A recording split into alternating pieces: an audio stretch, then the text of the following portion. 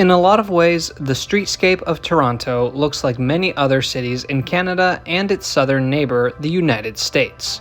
Today, across the continent, cars race down streets that were once dominated by trolleys.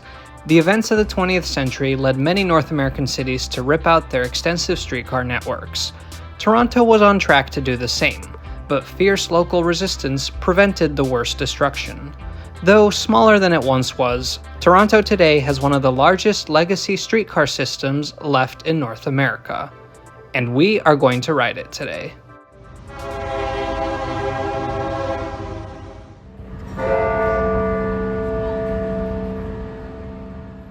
In June, I had the pleasure of visiting Toronto for a day. I hadn't been here since high school, and I'd actually never been on any of the transit here in Canada's largest city. I only had a day to explore though, and I wanted to spend most of it sightseeing with my family. But we did manage to fit in a few transit rides. We rode the subway and the ferries, and don't worry, both will be featured in future videos. But today I want to focus on what I found the most interesting, the trams. Or should I say, the streetcar. Many of you already know this, but I'm originally from the Netherlands. Across Europe, we have many cities with expansive tram networks. I would take the tram to get from school to the beach or to run some errands, if I wasn't biking, of course. And trams are such an integral part of the streetscape that when I was in driver's ed in the Netherlands, we had a whole chapter on how to safely drive with trams on the street. And trams were a big thing that I missed when moving to the USA. Here, they are usually called streetcars or trolleys. Back in the early 20th century, every US city had an extensive network of streetcars. But the strong automobile lobby led to the prioritization of car infrastructure, and local governments imposed impossible financial rules on the streetcar companies that led many of them to bankruptcy. In all but a few cities, the legacy streetcar networks were completely ripped out. Today in the United States, several cities have rebuilt short sections of streetcar, but these are usually extremely short, slow, and impractical to use. This is why I was so excited to ride the trams in Toronto. The tram networks in Toronto and European cities were also affected by pro-car policies, and many have been ripped out as well, but thankfully more of them were preserved. And today, the streetcars in Toronto are the backbone of public transportation in much of downtown, as well as a few other corridors. Today, Toronto's streetcar network includes 83 kilometers of electrified lines. That's 52 miles. 11 routes use these tracks, and they are operated by the Toronto Transit Commission, an agency of the Toronto City Government. If you're riding the streetcar in 2024, you'll only come across one type of vehicle, these Flexity Outlook trams built by Bombardier.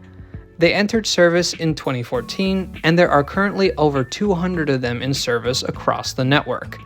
They have a low floor, which means that with help from a ramp installed in the second door, they provide accessible boarding. Streetcars have been running in Toronto non-stop since 1861. That's over 160 years. I'll share bits and pieces of the history throughout the video, but before anything else, let's go for a ride. We're at Union Station and we're trying to get to the old Fort York.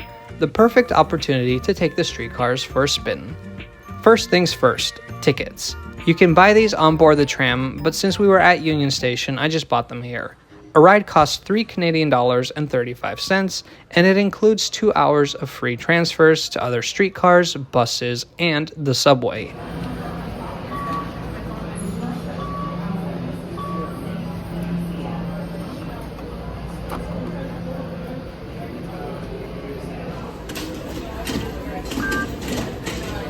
By the way, you can also pay with your debit or credit card, and the fares are actually 5 cents cheaper if you do so. But you know, I like to keep the tickets as souvenirs. The Union Station streetcar loop is underground, providing an easy connection to the Subway 1 line.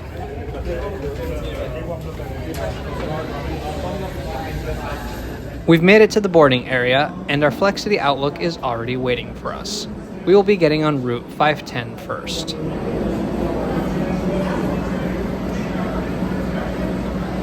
Toronto streetcars are all one-directional.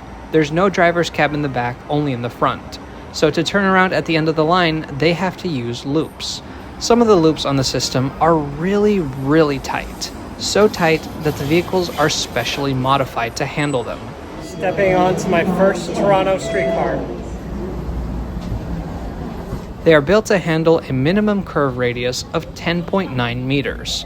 Most loops on the system have a curve radius of 15 meters, and just for reference, the standard Flexity trams used around the world have a minimum curve radius of 25 meters. Next stop, Queens Quay Station. I'll talk about why the curves are so tight in a little bit, so stay tuned. The trams are 28 meters long, the longest vehicles that have ever operated on the system. They can seat 70 people and are completely walk-through and low floor. Our first stop is Queens Quay.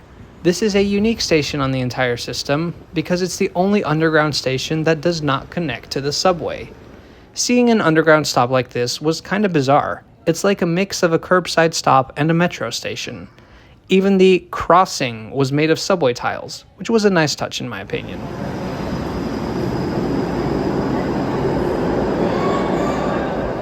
But after Queens Quay, we emerge to the surface and run in a dedicated right-of-way towards Spadina subway station. All streetcar routes have a number in the 500s, but they also have a name. Like this one, the 510 Spadina. Until 1980, they only had the names. The numbers were added in 1980. Streetcars that run overnight, by the way, are numbered in the 300s. Next stop, Bree Street. Did you know that from the 1920s until 2015, the streetcars had special Sunday-only stops? They helped Christian churchgoers attend their worship services by transit. They were eliminated in part because they slowed things down, but also because officials felt that it was unfair to have this practice only for one religion.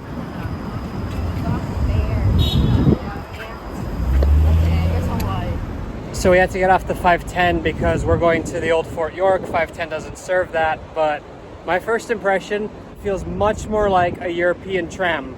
I love it. It's been a long time since I've been on one of these. Oh, by the way, look. This, of course, is the CN Tower, the tallest freestanding structure in the Americas, built by the Canadian National Railway.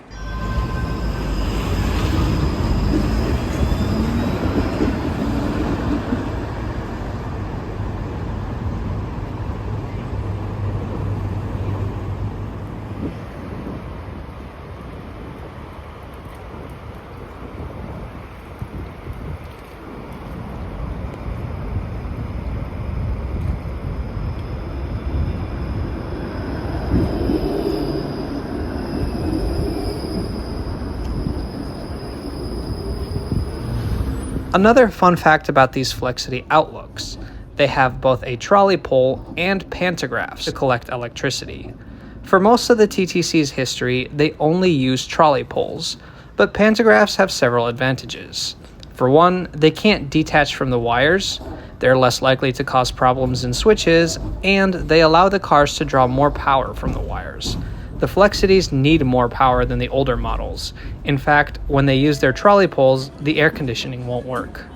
But pantographs do require different wires than trolley poles do, so for the time being, the vehicles have both, while the network is being converted. They are now most of the way done with the conversion, and I believe that everything should be 100% pantograph by next year.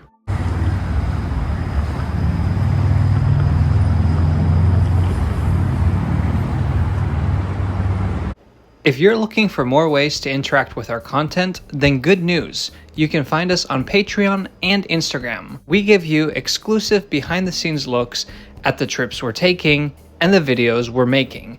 And that's not all. Check out the Trains Are Awesome store. To celebrate reaching 50,000 subscribers, we've launched new products.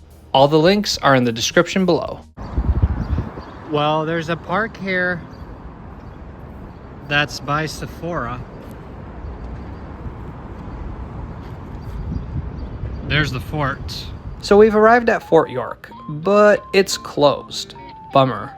Oh well, in the spirit of history, let's talk about the history of the Toronto streetcars. Toronto's transportation actually began with a bus, the Williams Omnibus Line. These horse-drawn carriages started transporting people between the St. Lawrence Market and Yorkville in 1849. But the buses got too busy too quick. So the city of Toronto ordered the construction of a street railway. This is one area where Toronto's streetcar history is different from many other cities. In most places, especially down in the United States, streetcar networks were the result of different companies competing with each other, building their own lines into the city.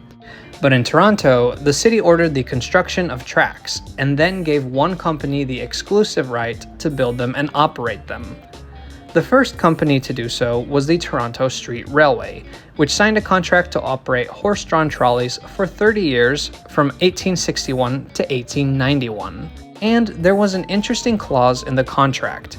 The existing buses had to be allowed to use the tracks too. See, back then, streets of course weren't paved like they are today. They were bumpy and uneven, but the streetcar tracks used these so-called step rails, which had a little stable platform on the inside that wagons could use.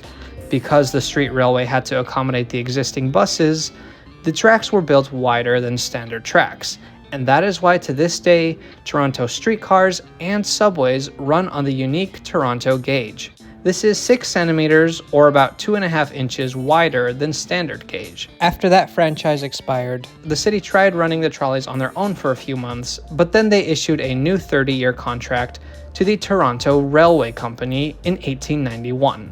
Between 1892 and 1894, the company switched to an entirely electric operation.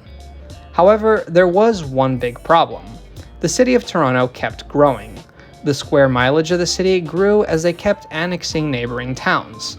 And they had the right to make the Toronto Railway Company build new lines, but the company argued the contract only required them to build within the 1891 city limits, nothing beyond that. So they refused to build anything outside of that, and the judge agreed with them. This forced the city of Toronto to build their own lines as well, establishing a company known as the Toronto Civic Railways. These lines extended into the newer parts of the city. When the Toronto Railway Company contract expired in 1921, the city consolidated both the privately run and publicly run operations into one city-run agency, the Toronto Transportation Commission. The transportation part of the name became Transit in 1954, but other than that, that's the way things have been.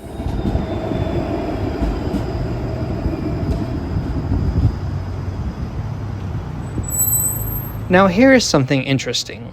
Some routes, like the 511 Bathurst, run in the middle of the street. But of course, the sidewalks are on the side of the street. So when a tram stops, traffic in both lanes has to come to a complete stop. Then the passengers can cross the street to get on and off the tram.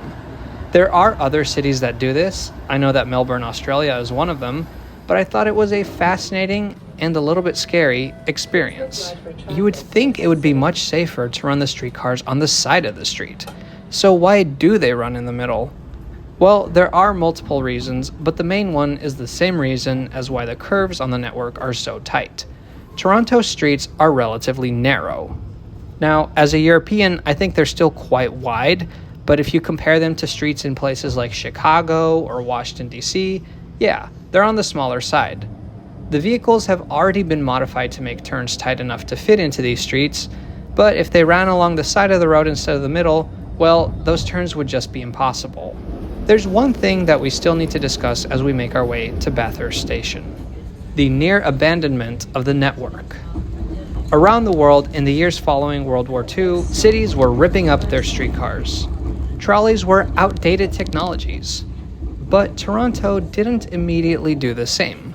By the 1950s, they were the only Canadian city to still have streetcars, and this allowed them to affordably buy excess trolleys from cities across the continent. Toronto became a second home for streetcars from cities like Cleveland or Kansas City. But those in the TTC boardroom were also scheming to eliminate streetcars, even here in Toronto. By the 1960s, these plans were public knowledge. A whole slew of lines shut down when the first subway lines opened. By 1980, the plan was that streetcars were to be gone for good.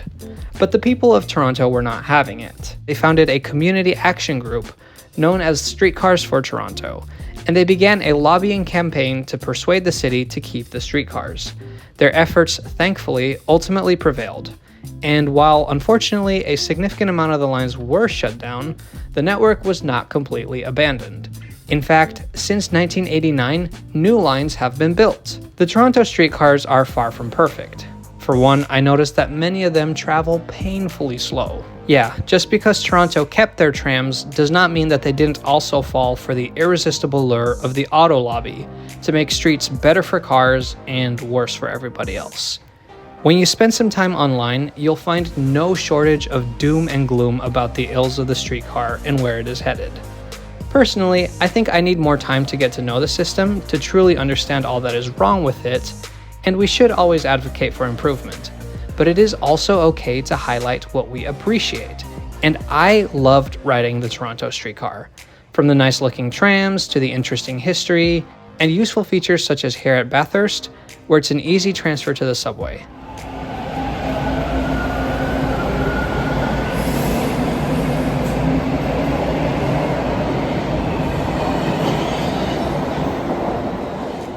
I miss the trams in the Netherlands, and I can't imagine how amazing so many American cities today would be had they preserved their streetcar networks like Toronto did. So that was my first impression of the streetcar system in Toronto. I really enjoyed my short time in this city, and I hope I can come back soon. If you enjoyed this video and want to see more content like this, please subscribe to Trains Are Awesome. Thanks for watching. We'll see you next time.